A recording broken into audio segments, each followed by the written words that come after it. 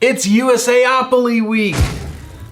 Are you familiar with USAopoly, or the Op as they go by? As the name suggests, they do make a plethora of Monopoly games. Everything from Harry Potter Monopoly to Law and Order Monopoly to Golf Monopoly, all sorts of Monopoly games. They have over 1,000 different Monopoly games. Or you might recognize them from some of their other games like Hues and Cues or Telestrations, Tapple, Disney Sorcerer's Arena. They have so many cool games. We thought we'd celebrate them all week long. So we're gonna be posting videos that they've provided for us. We're gonna be showing off some games here in the studio.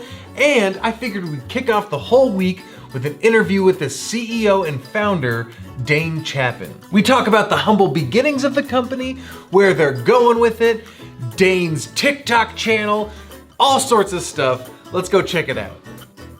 Thank you so much for meeting with me. Anyway, well, great to be on. Are you game? Of course I am. That's my business. I've been at this for 30 years. It started, USAopoly started 30 years ago. My two sisters and me and a secretary. We had a contract license from Hasbro to do 5 city editions of Monopoly. Oh, yeah? We started with San Diego, San Francisco, Atlanta, Boston, and New York. Oh, wow. And that was in 1994. 2 years later, we convinced Hasbro to let us do an Olympic edition of Monopoly. The Atlanta Olympics was the 100th anniversary of the modern games. Yeah. And it was a big to-do, and we created this game. And Hasbro took notice and gave us a 5-year license and expanded sort of our grant of rights well beyond just city edition. So we pulled in NASCAR and Harley Davidson, and eventually the sports leagues and the Hollywood studios, and the rest is history, as they say. So you started, because I was curious about that with the name USAopoly. You guys started out specifically making versions of Monopoly with different themes. That's it. It wasn't even different things. It was just city editions of Monopoly. Just city editions. So I don't, we caught Hasbro just at the right time to. They were, looking to leverage. There was a lot of knockoff games in the market, so they were looking to maybe leverage their own brands and do it in a way that would protect their copyrights. And we sort of pitched them on the idea of knock off the knockoffs. And it's hard to believe it's almost 30 years later, we're still at it. And then it, evolved over time to go well beyond, obviously, city and editions of Monopoly to things like Elvis Presley, the Beatles, the Rolling Stones, the Simpsons, golf, surfing, Game of Thrones. So the list has got, I think there's well over 1,000 games in the archives. I actually have my new TikTok channel, the Dane game. I'm going to shamelessly promote it. Yeah. The Dane game. And I go a couple times a week, I go into the archives and pull out stuff from the archives along with, tips from a grizzled CEO and some other fun stuff too. I get this. I truly have one of the great job. I just absolutely love it, and all the facets I get to touch on, from all the stuff I grew up with as a kid. From one of my highlights was working on Wizard of Oz Monopoly, and as a kid, it was my favorite movie. And then I get this chance to bring it to life on a Monopoly game, which is probably the most iconic game in the world. It's pretty fun, and then the creativity we get to execute on the game itself, and then the marketing around it. And it's really a lot of fun. And, kind of our moniker is we're serious about fun and games, but you can only get so serious. It's a lot of fun. Hey, well, like you guys. Absolutely. It's hard to be too serious when you're dealing with board games and playing games with people. So let me ask you then, how do you guys go about with your Monopoly titles? How do you go about, do you dive into the property and are like, okay, that would be perfect for Park Place, and this would be good for how do you go about transition?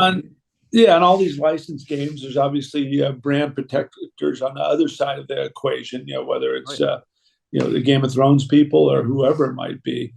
And I think one of our hallmarks is really trying to be pure and true to the brand that we're representing, and really being highly protective of having the Monopoly game and using this canvas, if you will, to really highlight the world that we're going into. And it's not always easy. Sometimes there's a hierarchy. Obviously Boardwalk and Park Place are the high end, and we got the low district. I'll tell you a funny story from 28 years ago when we first started. Early on, we did a Napa Valley edition of Monopoly. And I don't remember if it was Opus One. It's sticking in my head, but one of the super high end wineries wanted to be in the low rent district. It's sort of just a fun little spoof, and we did it.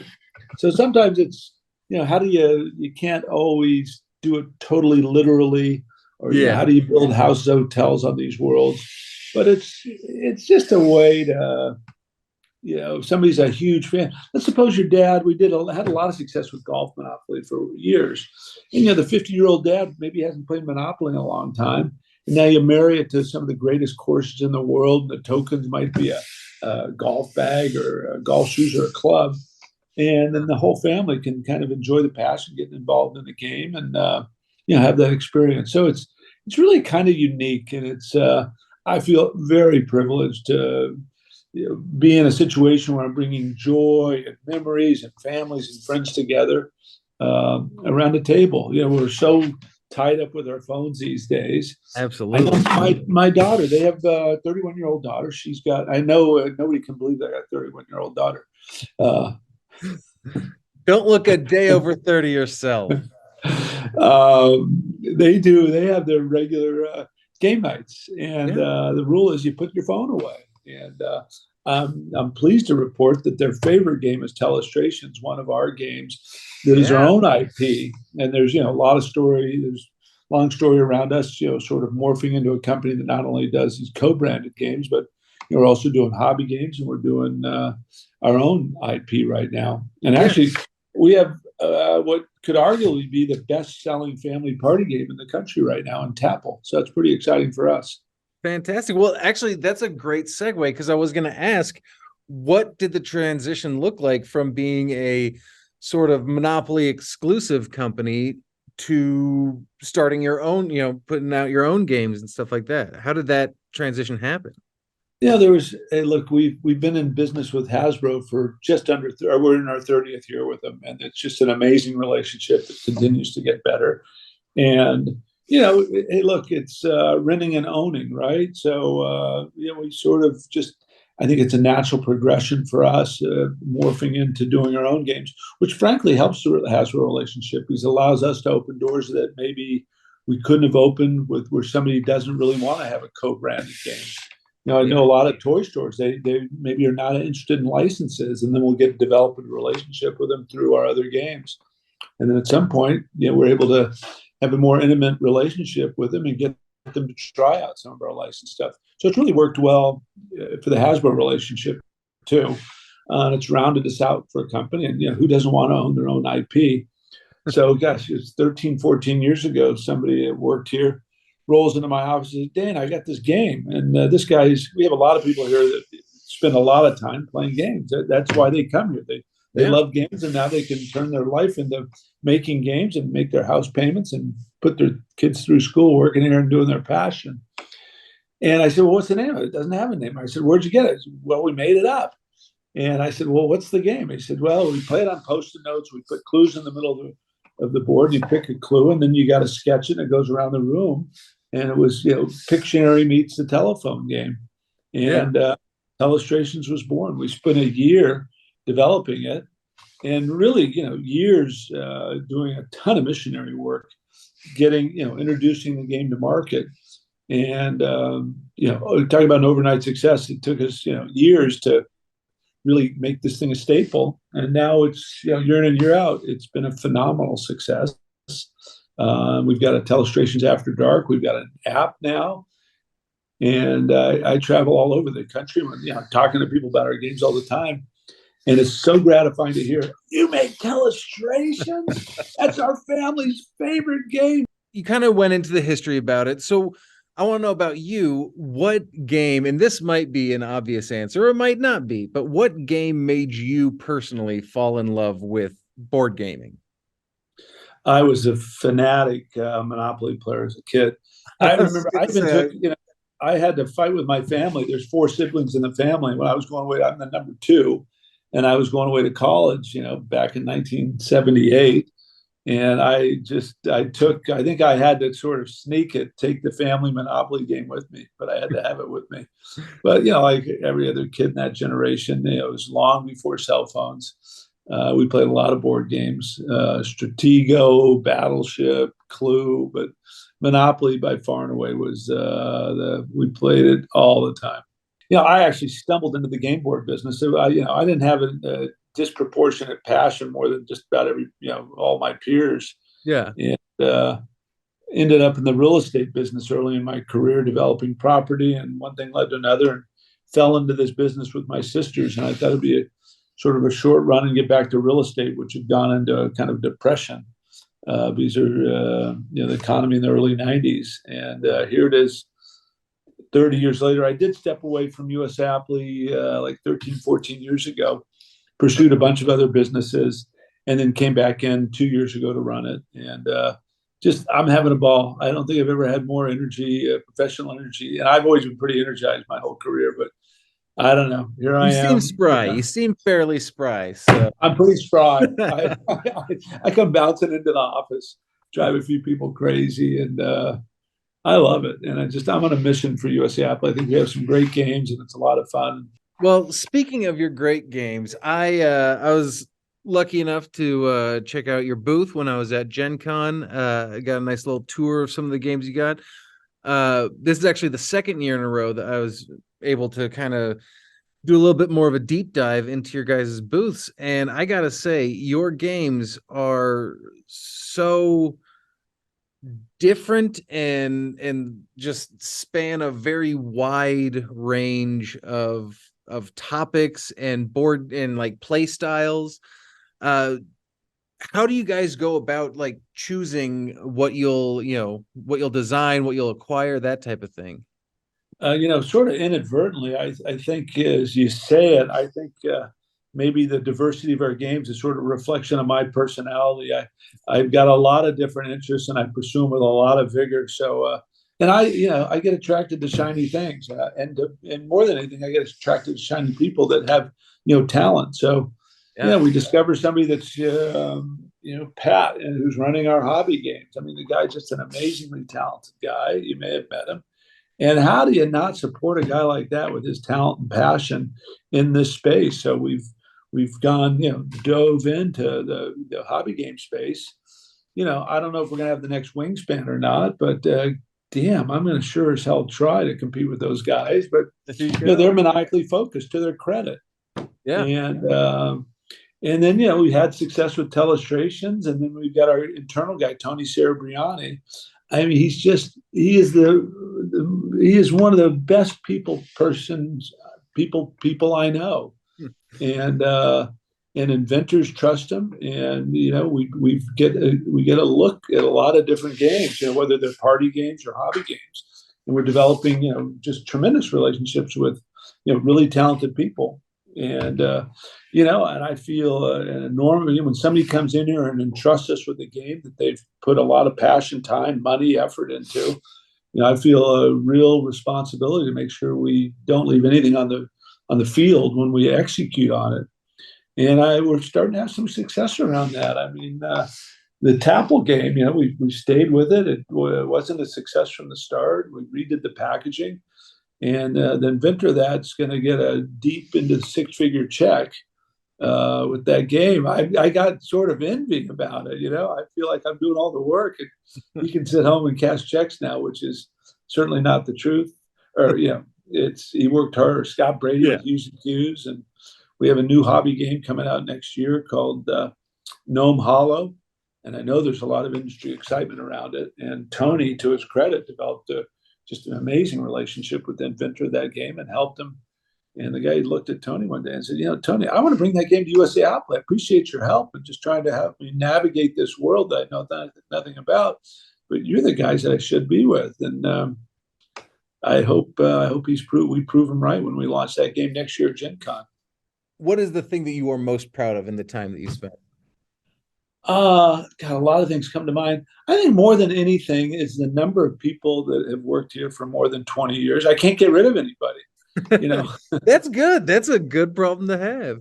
Yeah, it's a good problem. No, we have an amazingly loyal, committed group of people that we truly, I feel like they're part of my family. It's a relatively small business, 75 people.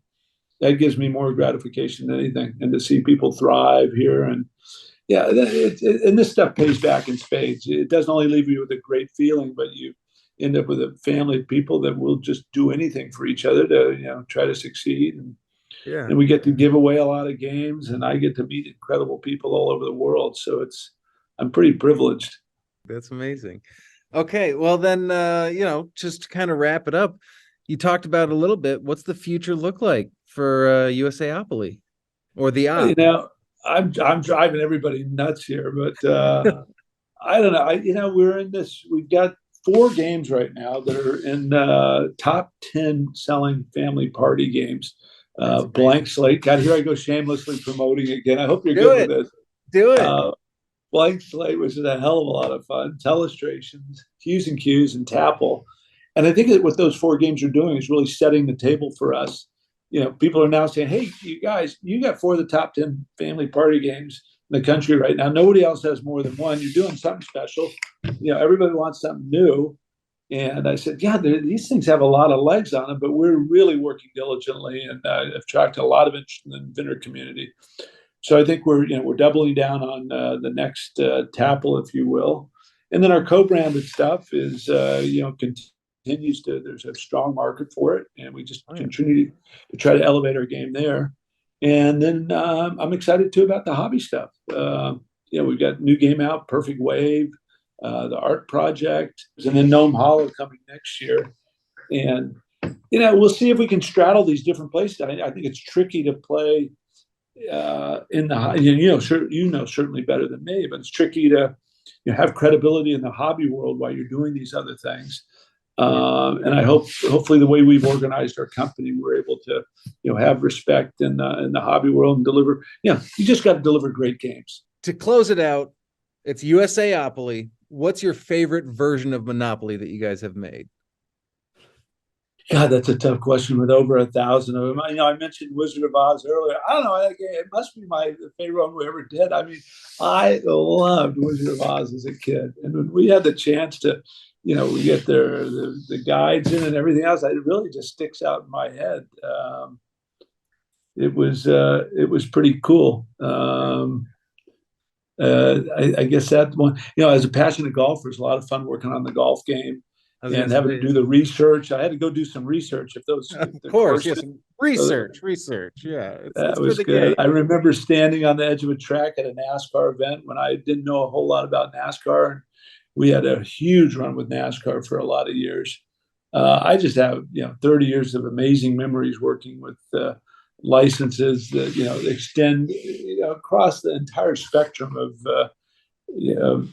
everything. So it's been an amazing run experience, and I don't, I mean, we're working on stuff now that's, I mean, the Grinch is iconic, and I'm getting to make a game out of it, or this show Wednesday, which I don't know, heck, it's I haven't watched Wednesday yet, but I get introduced to that world and see the passion around it.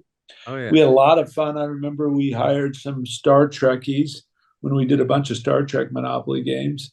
I And bet it's fun when you're doing monopolies or any of these license like kind of rebrandings. I bet it's fun to bring in the super nerds who like know oh, everything, because then they start like going off on, oh, you should put this here, and you have no idea what they're saying, but in their heads they're having the time of their lives. yeah, and I can see it. It's just fun to, be the guy that's sitting here with the canvas to let them paint their Picasso. And then, we're just huge brand protectors of it. That's Yeah. really important to use that. Here's the most iconic game in the U.S. Everybody knows it. I mean, the interesting thing is about that Monopoly game. Everybody's played it. Everybody knows it, and it's just a really, really unique canvas. It's sort of like a stamp, right? when somebody's put on a stamp, that's a really important. It's a big deal, and it's a big deal when somebody measures up to be a game that we're going to spend an enormous amount of time on and put it in the market. And we want those people that follow that fandom. That Trekkie who's going to buy that Star Trek game. I mean, the last thing I want to do is disappoint them. Yeah. Everybody's got different opinions of maybe what courses should go on or what things should be used. But trust me, we really work hard here to do the best game we can possibly do. And, sometimes it's subject to, different perspectives. You can't please all the people all the time. But the one thing we can control is, the passion and effort we put into it here. And if we lose that edge, then again, I'm going to be either looking for a job or playing more golf. All right. Well, Dane, thank you so much for talking with me. It's been an absolute pleasure. Your company, it's fantastic. I have had endless amount of fun, like playing the games and talking to your folks at Gen Con.